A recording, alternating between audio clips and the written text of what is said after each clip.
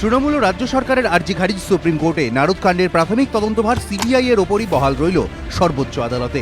হাইকোর্টের রায়ে স্থগিতাদেশের আবেদন খারিজ হয়ে যাওয়ায় নতুন উদ্যমে তৃণমূলকে নিশানা করল বিরোধীরা।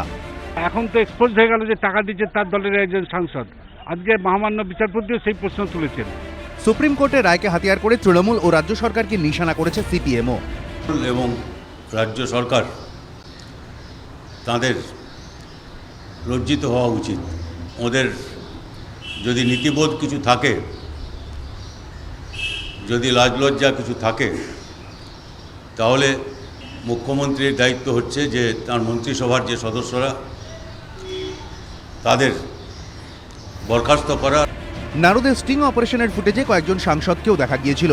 এই পরিস্থিতিতে লোকসভার এথিক্স কমিটি কেন বিষয়টি নিয়ে আলোচনা করল না, সেই প্রশ্ন তুলে বিজেপিকে আক্রমণ শানিয়েছে সিপিএম। কেন্দ্রের শাসক দল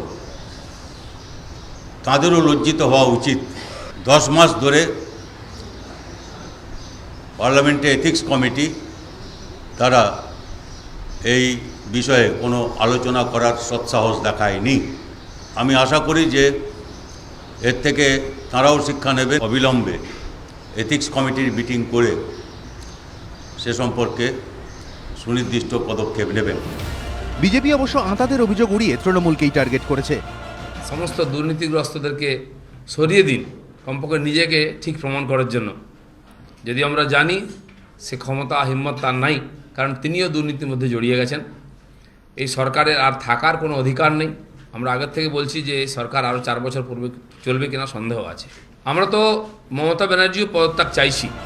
তৃণমূল সাংসদ তথা আইনজীবী কল্যাণ বন্দ্যোপাধ্যায় অবশ্য সুপ্রিম কোর্টের নির্দেশের একটি নির্দিষ্ট অংশের ওপর জোর দিচ্ছেন। সুপ্রিম কোর্ট বলেছে এই যে ফাইন্ডিং গুলো যেগুলো রয়েছে, যে প্রাইমা ফেসি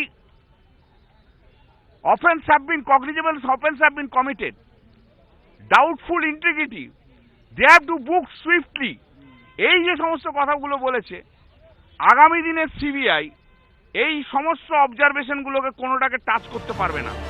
মঙ্গলবার ছিল কলকাতা পুরসভার বাজেট অধিবেশনের শেষ দিন। মেয়র বলতে ওঠার ঠিক আগেই নারদ কাণ্ডে রায় ঘোষণা করে সুপ্রিম কোর্ট।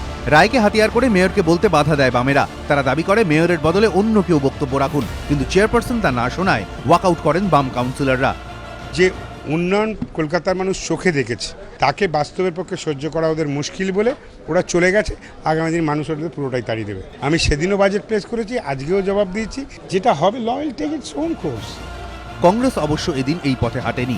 বিতনু চট্টোপাধ্যায়, দীপক ঘোষ ও অর্ণব মুখোপাধ্যায়, এবিপি আনন্দ।